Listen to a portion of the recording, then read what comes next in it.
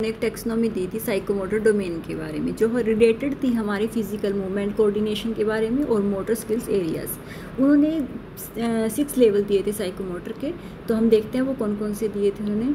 First था हमारा reflex movement. Reflex movement में आएगा जो भी हम इनवॉल्नटरी रिस्पॉन्स करते हैं, कि जो अचानक से हम रिस्पॉन्स हो जाता है, हम उसके लिए कोई सीखते नहीं है, कोई लर्न नहीं करते हैं कि हमें रिस्पॉन्स करना है। इनवॉलंटरी रिस्पॉन्स टू स्टिमुली, कुछ भी हमारे सामने कोई उत्तेजना ऐसी होती है कि हमारा एकदम से रिस्पॉन्स हो जाता है। जैसे एग्जाम्पल है कि हम जैसे ब्लिंकिंग करते हैं अपनी आइज़ को, जब भी हमारे आंखों के पास एकदम से कुछ आता है तो एकदम से हमारी आंखें ब्लिंक झपकने लगती हैं, तो वो होता है हमारा रिफ्लेक्स मूवमेंट।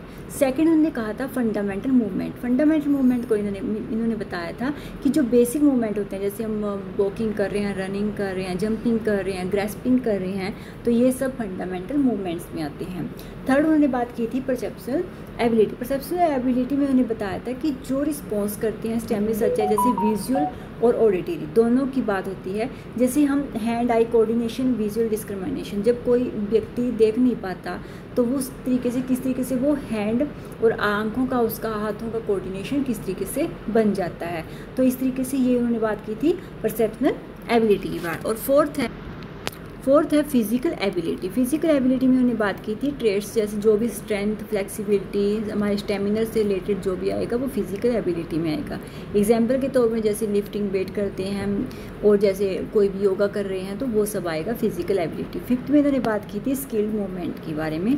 स्किल्ड मूवमेंट में उन्होंने बताया था कि जो advance learn movement as one would find in sports और acting, playing and musical instrument, जो भी जो एक्टिंग करते हैं, स्पोर्ट्स में होते हैं, प्लेइंग कर रहे हैं, तो वो सब आएंगे स्किल, जो भी अपनी स्किल दिखा रहे हैं, किसी में कोई भी स्किल है, ठीक है, वो एक्टिंग वगैरह में, स्पोर्ट्स में जो भी है, तो वो स्किल्ड मूवमेंट में आ जाएगा।